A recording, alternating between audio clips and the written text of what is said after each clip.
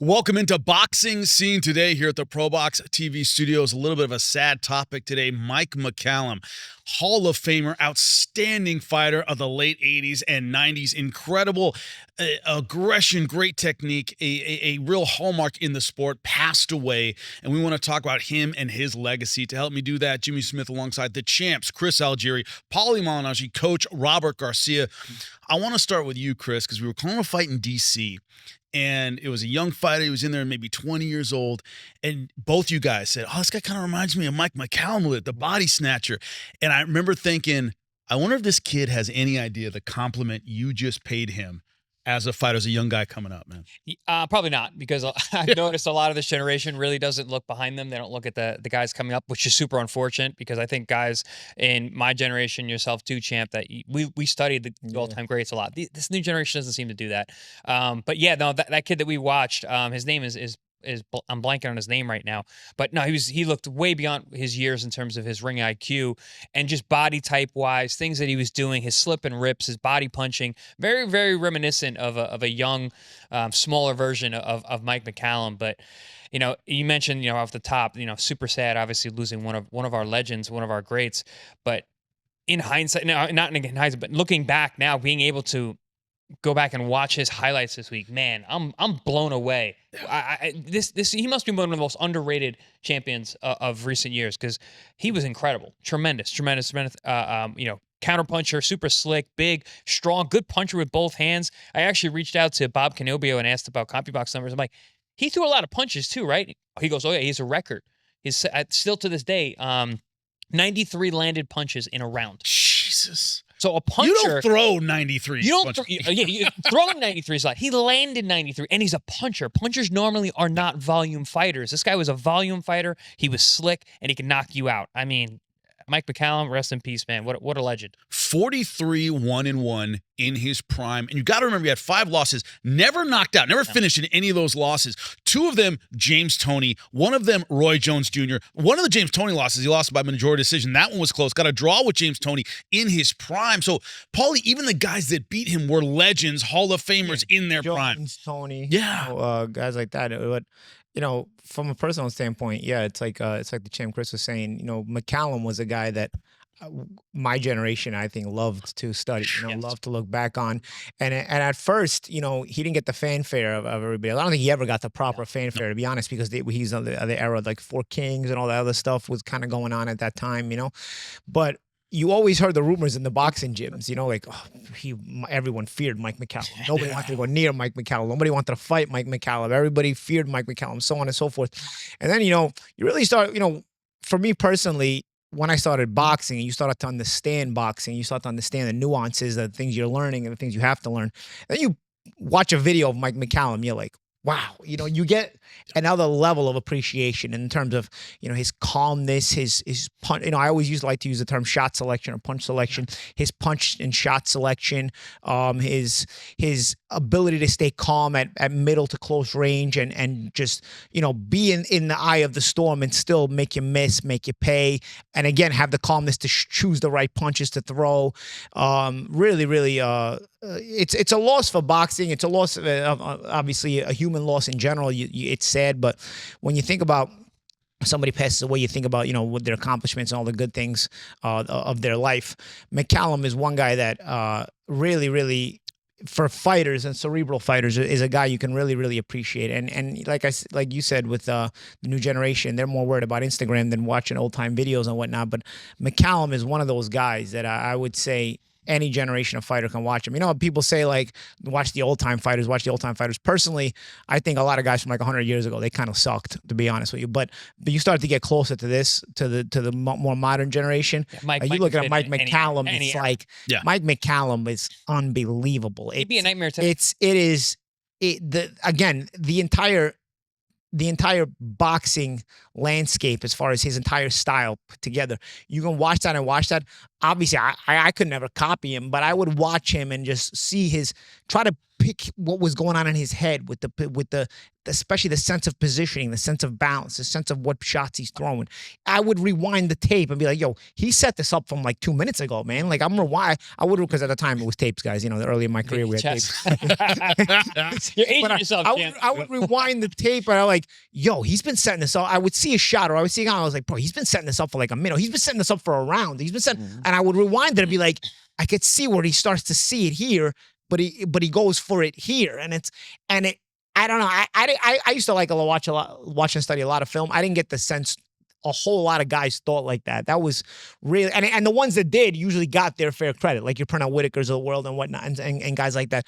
But I didn't feel like your Mike McCallum got that kind of credit. I mean, he beat some really good fighters and was avoided for some really good fighters. I mean, didn't he stop Julian Jackson? First person to beat Julian Jackson and destroyed at a him. point where Julian was just the boogeyman and Mike was the boogeyman, because McCallum, nobody wanted to fight him, and Julian is such a big puncher. He puts the fear of God into everybody. Jeff Harding, super tough. Nobody wanted Jeff Harding. He'd be McCallum was forced to take on those guys because he was one of those guys, but he would beat them all, you know, and he would beat them in style, man. It's like, you know, rest in peace to a real great. So, Coach, I want to ask you, because I once talked to Roy Jones Jr. and I said, a lot of people think you're just a great athlete who happened to do boxing. And he goes, no, I really honed my craft in boxing. And he talked about James Toney. He goes, that guy was an athlete. He goes, he had a football scholarship and chose to do boxing.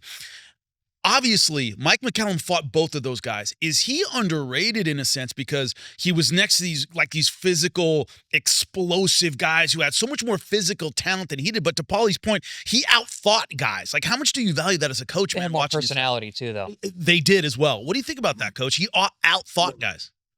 Mike McCallum is the type of fighter that people don't remember. People don't call his name out, don't mention his name as one of the greats, because that era was also very good with James Toney and Roy Jones and all that. But I rather show one of my fighters a Mike McCallum fight than anybody else, because the way he connected his punches, the way he threw his punches. Right now we have guys that could throw over 100 punches per round, but most of those punches are just being thrown. He threw everything he threw was accurate. He knew when to throw it. He knew where it was going to land. He turned the punches properly. He turned the punches properly. He was not one of those guys that just threw to break a record. If he's got the record of most land punches, which is close to 100 in one round, every punch was landed accurate. Every punch was landed at the right time, at the right moment. He was one of those guys, one of those few guys, because I'm not saying he's the only one, but you don't find those that often, man. He was a great fighter, you know, great athlete. You know, he had every punch accurate, you know, with where it was going to land and when it was going to land. So a lot of young fighters don't know who he is, and have never watched him fight, but you know, that's the one you want your young fighters to watch. When I look at it, you know, Chris, let me ask you about it. If someone comes into your gym and they said, man, I've been watching Roy Jones Jr., I want to fight like him. Good luck. Good luck. You can't really do that. Yeah. Mike McCallum, to Coach's point, did it right. I want to fight like Mike McCallum. Yes. Okay, you spend enough time in the gym honing your craft. Yes, he's a Hall of Famer. You still won't be able to fight like Mike McCallum, but the way he fights is something that's a teaching point. I was gonna say good luck with him as well, because he was so talented, but the fundamentals are there. And so sound. When I was thinking about when Robert was saying what he was saying, yeah, he got a guy who's throwing, you know, a volume. He lands 93 punches in a round, but he's making those punches count. But he's also defensively sound. He didn't get hit a lot at all. Because he's fundamental. Because his fundamentals are good. His hand position was good. He was a lot slicker than people gave him credit for. The way he was able to slip and roll with those body shots and come. I mean, he Yeah, Jackson was like taking the dynamite power out of Jackson. Jackson was used to, I'm about to throw a punch. This guy's ready for me. This guy's like, oh no, here it comes. No, not with him. He was so defensively sound, just to be able to adeptly just whoop and then come right back, bing, bing, bing.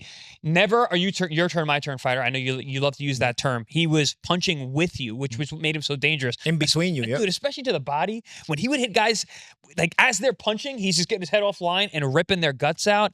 Yeah, for the young fighters, that's why they call him the Body Snatcher. Yeah, I sent them to my nephew this week, and it was one of those sequences where he was ripping to the body. in between punches. I'm like, Mike, I don't want you to fight exactly like this guy, because again, it would be so difficult. But if you look at something you could take from this guy, this ability to slip and rip and slide punches in between, because his fundamentals, hand speed are there. I'm like, you can do that. You can work on that. And those are one of the things, like you said, like, yeah, I want to fight like Roy Jones Jr. Cool. So do I.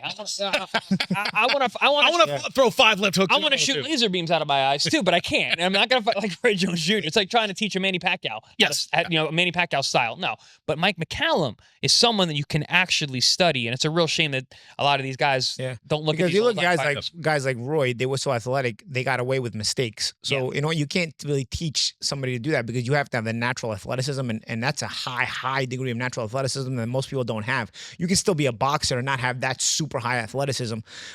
So teaching somebody to fight like Roy is almost impossible, because Roy morphed a highly intelligent boxing style with a super athleticism. But that rare athleticism, obviously we all have to have it to a degree to be world class. McCallum learned to depend less on the athleticism and more on the fundamentals, the proper balance, the proper technique, and the IQ. What I'm curious about, Robert, and Paulie talks about a lot on air. You talk about the what you call, Paulie, a Buddy McGirt style, where you're staying in that medium short range, but you're aware. You don't get over your skis. Your balance is good. When I was watching Mike McCallum take on James Toney in their draw in 1991, that was their first fight, correct? Right, that was their first one. Yeah. He was at medium range with a prime James Toney and slipping punches and turning him. No one stayed at medium range with James Toney back then. What does that tell you about the mentality of a guy like that, who can stay fundamental, basically spending the whole fight in the danger zone? He was sure of what he was doing. He was sure he was comfortable. He never had that problem where what am I going to do with this style against this style against fast counter punchers. He was sure of his style. He was sure of the way he trained, the way he punched. His punches were always accurate. So he was just so sure. He was, you guys are saying it. You don't see somebody trying to. You see a lot of people trying to. They want to be like Roy Jones. They want to be like Manny Pacquiao. Oh, they want to be like Mayweather. No, you guys want to learn stuff from somebody like Mike McCallum, because he's going to teach you a lot of stuff. You're going to learn a lot from him. Yeah, that's what I mean about this. And also, in a more visceral, emotional level, because this guy was in his prime when I was a young man watching boxing. I was fortunate to see a couple of his fights. When we're losing these guys from the 90s and the 80s, right, there's a little sense of, it's almost like we're leaving that part of boxing further and further in the rearview mirror. And we might look back on the 80s and 90s as one of the golden eras of boxing, if not the golden era. And there's always a little bit, to me, of an emotional side, Chris, of, God, it's one more that, even though he hasn't fought in 30 years, but that idea of like, man, that era just drifting off a little bit. And I would assume that happens in every generation, right? Just like it's the passing of the guard. It's the, you start to forget, and especially when people aren't keeping up with their history, these younger fighters are losing track of the fighters before, who came before them, which we're seeing more and more in this TikTok generation. Like you mentioned, guys wanting more likes than actually caring about the history of the sport. Yeah. It's a real shame. But I just want to talk real quick about him as a person. I know we're talking about how good he is as a fighter. I had a chance to meet him a few times. I got a really funny story the first time I met him, but I spoke to some other historians around who knew about Mike, and everyone said he was a super nice guy. Yeah. Like just really good, down-to-earth person. And when I met him, I had that same experience. I was training in Johnny Toco's in Vegas before it got shut down. And the way that gym was, you came in and like you took a little step down, and there was a ring as soon as you got in there, and then there was a big U shape, and it wrapped around, and there's a bag area here, and there was a back ring, which was much smaller. Mm-hmm. We came in there just literally showing up. I'm from New York, and I just came in there with my coach. We're looking for sparring, and one of the guys was like, "Oh, yeah, we got sparring for you. Come in the back ring." Because I was tall and long, of course, I wanted more range. They could put me in the little ring. So I'm in there with an undefeated Mexican kid, and we went at it. We went to war, and I was a good body puncher. I think this is probably before, or now this is after I spent time with you guys, Robert, and I had my jab. I was a good body puncher, so I was working the body, working my jab, at getting what I thought was the much better portion of the sparring. And I come back and I'm taking my boots off later on, and this giant man is walking up to me, and it's Mike McCallum, and he comes up to me, and I'm like, so I stand up, and he's like, "I'm Mike," just like that, humble as could be. "I'm Mike," and I shake his hand. I'm like a little like flustered. I'm like, Body Snatcher. And he goes, you know who I am? I go, yeah, of course I know who you are. You're a bad man. And he, kind of shrugs his shoulders and he's like, nah, once upon a time, I used to be a bad man. He goes, you right now, you're a bad man. I watched your work back there. Good work. Boom. Every time I came into that gym, everybody knew who I was then. Because Mike was telling people, how about this kid? Gave you flowers. So then, and if after that, I was accepted in the gym because Mike vouched for me. Because if Mike vouched, well, you're getting vouched from McCallum, that gets respect around the whole gym, of course.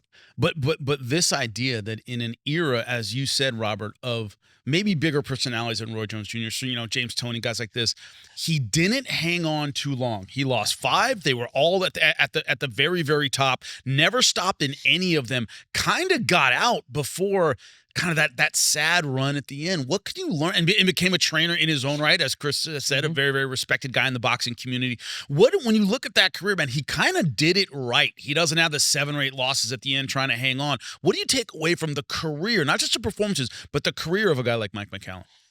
You got to respect a career like that. You got to respect them. And honestly, in boxing, call him a legend. He is a legend. He is a respected man because he did the right thing with his career. He had some great wins. He had a few losses, but it was against great fighters also. Nothing to be ashamed of. I think he's a legend. He should be remembered as a legend. To me, he's a legend. And also, a lot of those losses, Tony, he fought him. He wasn't in his prime anymore when he fought Tony. He fought Roy Jones. 36 years old, by the way. This is a guy who comes from the 15-round era, right? You know what I mean? So, and then he stuck around and fought these guys in these greats of the 12-round era, like Tony and Roy Jones. But McCallum made his bones in the 15-round era. He was a 15-round championship fighter. He had extra miles on him when he stepped in against these guys. He was 36 years. He was on the downside, getting a draw, losing a disputed decision against James effing Toney in his prime. Yeah. Again, I reiterate, I used to like to watch film a lot of that era of fighters, and I used to just